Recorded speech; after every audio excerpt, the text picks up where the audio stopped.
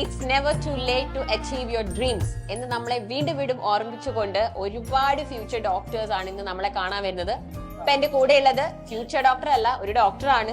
Again we have an Ayurveda doctor with us who is now achieving her dream of becoming an MBBS doctor.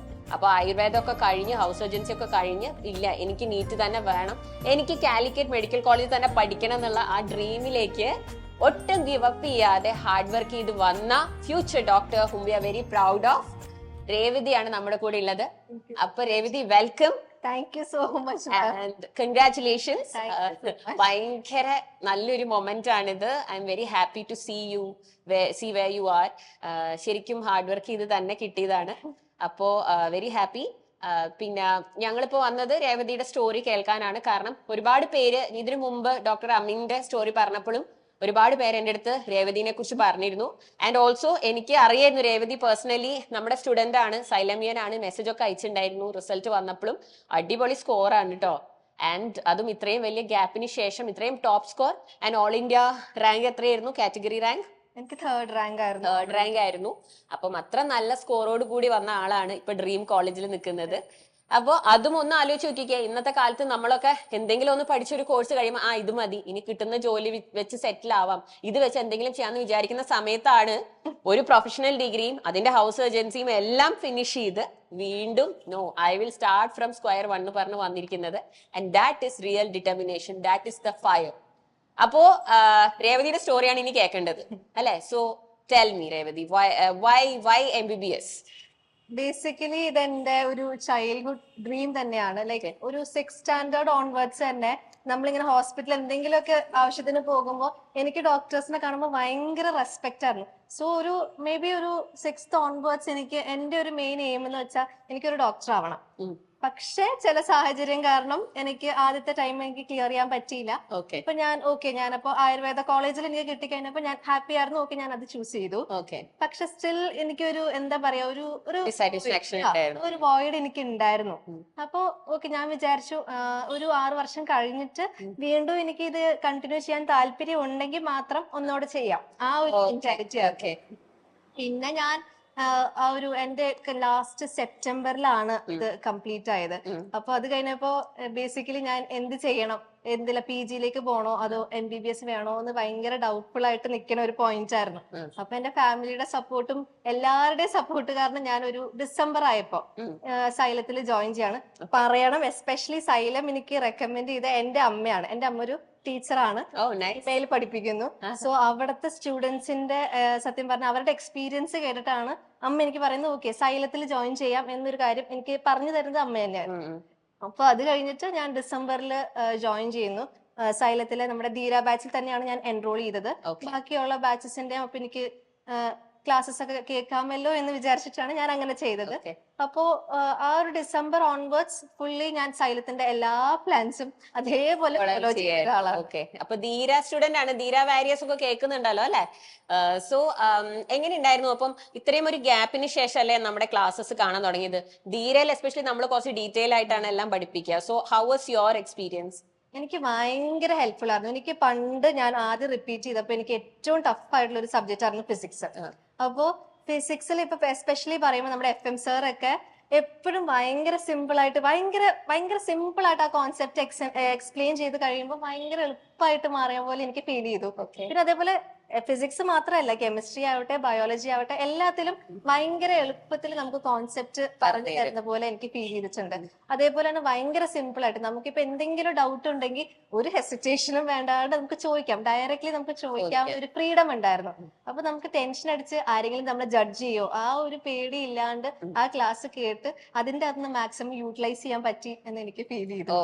അപ്പം അങ്ങനെ ഒരു gap ഇതൊന്നും feel ചെയ്തില്ല like പഠിക്കാൻ തുടങ്ങിയപ്പോ? അതെ, എനിക്ക് അത്ര വലിയ ബുദ്ധിമുട്ടായിട്ട് തോന്നിയില്ല. ബേസിക്കലി ഞാൻ എൻജോയ് ചെയ്തു ആ പ്രോസസ്. അങ്ങനെ തന്നെ പറയണം. മേ ബി ആ ടീച്ചേഴ്സിന്റെ ആ ഒരു എനർജി ആയിരിക്കാം നമുക്കും കൂടെ Help കിട്ടുന്നത്. ചെയ്തത്. എക്സാക്ട്ലി. ഇപ്പൊ Okay. എല്ലാവരും ഇപ്പൊ മാം ഉൾപ്പെടെ ആണെങ്കിലും വരുമ്പോ ആദ്യം പറയാം ഫ്യൂച്ചർ ഡോക്ടേഴ്സ്. ആ ഒരു ടേം തന്നെ കേൾക്കുമ്പോൾ നമുക്ക് ഇങ്ങനെ ആയിക്കൊള്ളാലോ, ആ ഒരു സാധനം വരും. അത് എല്ലാ ടീച്ചേഴ്സും, എസ്പെഷ്യലി നമ്മുടെ ആദിൽ സാറും ജാബി സാറൊക്കെ എനിക്ക് ഭയങ്കര സെറ്റ് ആയിരുന്നു. എല്ലാരും ഭയങ്കര കംഫർട്ടബിൾ ആയിട്ട് നിങ്ങളെ. എക്സാക്ട്ലി. Okay okay. അതുകൊണ്ട് ആദ്യം തുടങ്ങിയപ്പോ ഓക്കെ ഇതൊന്ന് മാനേജ് ചെയ്ത് കൊണ്ടുവരാൻ ഒരു ബുദ്ധിമുട്ട് ഉണ്ടായിരുന്നെങ്കിലും, പക്ഷെ ആ ക്ലാസ്സസിന്റെ ഒപ്പം ഒന്ന് ഫ്ലോയിൽ വന്നു കഴിഞ്ഞപ്പോ എല്ലാം കുഴപ്പമില്ലായിരുന്നു. നോർമലായി. അതാണ്, അതായത് ഈ ഫ്ലോയിന്റെ കാര്യം പറഞ്ഞപ്പോ ഇപ്പൊ പഠിക്കുന്നവർക്കൊക്കെ ഉള്ള പ്രശ്നമാണ് അവർക്ക് പെൻഡിങ് വരുന്നു. അതായത് നമ്മുടെ സിസ്റ്റത്തിൽ നിങ്ങൾക്ക് റെക്കോർഡഡ് ക്ലാസ് കാണാം ആൻഡ് പ്ലസ് ലൈവ് ഉണ്ട്, അതിന്റെ കൂടെ നിങ്ങൾക്ക് ആപ്പിൽ തന്നെ ക്വസ്റ്റ്യൻസ് ചെയ്യാം. അപ്പം ആ ഒരു പ്ലാൻ ഫ്ലോയിൽ ഫോളോ ചെയ്ത് പോകാൻ പറ്റിയിരുന്നോ? ഞാൻ ചെയ്തെന്ന് വെച്ചാൽ എനിക്ക് ടൈം കൺസ്ട്രെയിന്റ് ഉള്ളതുകൊണ്ട് തന്നെ ഞാൻ ലൈവിന്റെ റെക്കോർഡഡ് പോർഷൻ നമുക്ക് ഈവനിങ് അപ്ലോഡ് ചെയ്യൂലോ, അത് ഞാൻ ഈവനിങ്ങിൽ ഇരുന്ന് ഒരു 2x 1.5x സ്പീഡിലിട്ട് കാണും. ബാക്കി എന്റെ പെൻഡിങ് പോർഷൻസ് ഒക്കെ ഞാൻ രാവിലെ കംപ്ലീറ്റ് ചെയ്യണം. ആ ഒരു രീതി ഓരോരുത്തർക്കും ഓരോ പല രീതി. പിന്നെ ഞാൻ എല്ലാം വേറെ എന്താ പറയാ, ബയോളജിക്ക് മാത്രം ഞാൻ ടെക്സ്റ്റ് ബുക്കിനെ ഡിപ്പെൻഡ് ചെയ്തിട്ടുള്ളൂ. ടെക്സ്റ്റ് ബുക്കിനെ ഒപ്പം അണ്ടർലൈൻ ചെയ്ത് മാർക്ക് ചെയ്ത് പോവുക, അതിന്റെ കൂടെ നമ്മൾ നോട്ട്സിന് തരുന്ന പോയിന്റ്സ് എല്ലാം എക്സ്ട്രാ ആഡ് ചെയ്യുക, അങ്ങനെയായിരുന്നു. ബാക്കി ഫിസിക്സ് ആൻഡ് കെമിസ്ട്രി കംപ്ലീറ്റ്ലി എന്താണോ നമ്മുടെ നോട്ട്സ് സൈലമിന്ന് പ്രൊവൈഡ് ചെയ്ത് അതിന്റെ അകത്തുള്ള ക്വസ്റ്റ്യൻസ് ഒക്കെ എന്തായിരുന്നു അത് മാത്രമാണ് ഞാൻ കംപ്ലീറ്റ്ലി എഴുതിയെടുത്ത് ചെയ്തിട്ടുള്ളൂ. പിന്നെ ബാക്കി നമ്മുടെ LMR ഒക്കെ തുടങ്ങി കഴിഞ്ഞപ്പോ ആ ഫ്ലോയില് അതിന്റെ ഒപ്പം ബാക്കി ചെയ്തു. Okay okay. അപ്പോ എക്സാംസ് ഒക്കെ നമ്മൾ ഒരുപാട് കണ്ടക്ട് ചെയ്തിരുന്നല്ലോ. GIB എക്സാം ഒക്കെ പോയി എഴുതിയിരുന്നോ? ഞാൻ ജോയിൻ ചെയ്തതിന് ശേഷമുള്ള എല്ലാ GIBയും എല്ലാ LMRP എല്ലാ എക്സാംസും ഞാൻ മുടങ്ങാതെ എഴുതിയിട്ടുണ്ടായിരുന്നു. അതിപ്പോ എനിക്ക് അറിഞ്ഞാലും അറിഞ്ഞില്ലെങ്കിലും പോയി ഞാൻ അറ്റംപ്റ്റ് ചെയ്യുക. കാരണം അറ്റംപ്റ്റ് ചെയ്ത് കഴിയുമ്പോഴാണ് നമുക്ക് ആ ടൈമിനുള്ളിൽ എങ്ങനെ അത് കംപ്ലീറ്റ് ചെയ്യാൻ പറ്റും എന്നൊരു ഐഡിയ കിട്ടും. Very important point. അപ്പോ അത് റിപ്പീറ്റഡ് ആയിട്ട് എക്സാം എഴുതുക, അതിനകത്ത് പ്രാക്ടീസ് ചെയ്യുക. നമ്മൾ എക്സാം ഇട്ട ടോപ്പിക്കിൽ തെറ്റുന്ന ക്വസ്റ്റ്യൻസ് എന്തായാലും ഉണ്ടാവും. അപ്പോൾ ആ ക്വസ്റ്റ്യൻസ് തിരിച്ചു വന്നിട്ട് അതിന്റെ കോൺസെപ്റ്റ് എന്താന്ന് പഠിക്കുക, അതായത് ആ വീഡിയോ നോക്കി പഠിക്കുക, അതിനെ വീണ്ടും ഒന്നോടെ സെൽഫായിട്ട് ചെയ്യാൻ പറ്റുമോ എന്ന് നോക്കുക. അതായിരുന്നു എന്റെ ഒരു റെജീം. സത്യം പറഞ്ഞാൽ ഈ ഒരു ലാസ്റ്റ് 3 months അതങ്ങനെയായിരുന്നു. അതന്നെയായിരുന്നു. ഓക്കെ. അപ്പോ മോള് മിസ്റ്റേക്ക് അനാലിസിസ് ഒക്കെ നല്ലപോലെ ചെയ്യായിരുന്നു ഓരോ എക്സാം കഴിയുമ്പോഴും. അപ്പൊ ഈ എക്സാം എഴുതുമ്പോൾ നമുക്കിപ്പോ ഭയങ്കര സ്കോർ ഒന്നും ആയിരിക്കില്ലല്ലോ, സ്കോർ നല്ല ലോ സ്കോർ ഒക്കെ അല്ലേ ഇനിഷ്യലി ഒക്കെ. അപ്പം how did you feel at that time? Actually I was very happy. ഒരു പേപ്പർ ടഫ് ആകുമ്പോൾ ഞാൻ ഹാപ്പി ആയിരുന്നു. ഓക്കെ, അപ്പൊ എനിക്ക് എക്സ്ട്രാ ക്വസ്റ്റ്യൻസ് കിട്ടിയല്ലോ എന്നൊരു മെന്റാലിറ്റി ആയിരുന്നു. കാരണം ഇപ്പൊ നമുക്ക് വേണമെങ്കിൽ എല്ലാ കോച്ചിങ്ങിലും നമുക്ക് വേണമെങ്കിൽ സിമ്പിൾ ആയിട്ടുള്ള ക്വസ്റ്റ്യൻ പേപ്പർ ഇട്ടിട്ട് കുട്ടികളെ ഹാപ്പി ആക്കാം. പക്ഷെ അതിലല്ല കാര്യമല്ല, നമുക്ക് എത്ര വെറൈറ്റി ക്വസ്റ്റ്യൻസ് കിട്ടുന്നു, ആ കോൺസെപ്റ്റ് ഇൻ ഡെപ്ത് എത്ര പഠിക്കാൻ പറ്റുന്നു എന്നതിലാണ് കാര്യം. അപ്പോ മാക്സിമം ടഫ് പേപ്പർ വരുമ്പോൾ ഞാൻ ഹാപ്പി ആയിരുന്നു. ഓക്കെ, ആ ഒരു ക്വസ്റ്റ്യൻ എക്സ്ട്രാ കിട്ടിയല്ലോ, ആ ഒരു കോൺസെപ്റ്റ് കുറച്ചുകൂടി ഇൻ ഡെപ്ത് ഇങ്ങനെയും ക്വസ്റ്റ്യൻ ഫ്രെയിം ചെയ്യാമല്ലോ എന്ന് മനസ്സിലായല്ലോ. അങ്ങനെയാണ് ഞാൻ കൂടുതൽ എന്നെ കണ്ടത് ആ ടഫ് ക്വസ്റ്റ്യനില്. കുറെ പേർക്കൊക്കെ ഉള്ള ഒരു ഡൗട്ടാണ്, അതായത് ഇത്രയും ഒരു ഗ്യാപ്പിനൊക്കെ ശേഷം ഈ സിലബസ് +1 +2 സിലബസ് വീണ്ടും പഠിക്കാൻ പോവാണ്. അപ്പൊ അത് ഓൺലൈൻ ആയിട്ട് പഠിച്ചാൽ ശരിക്കും പറ്റുമോ?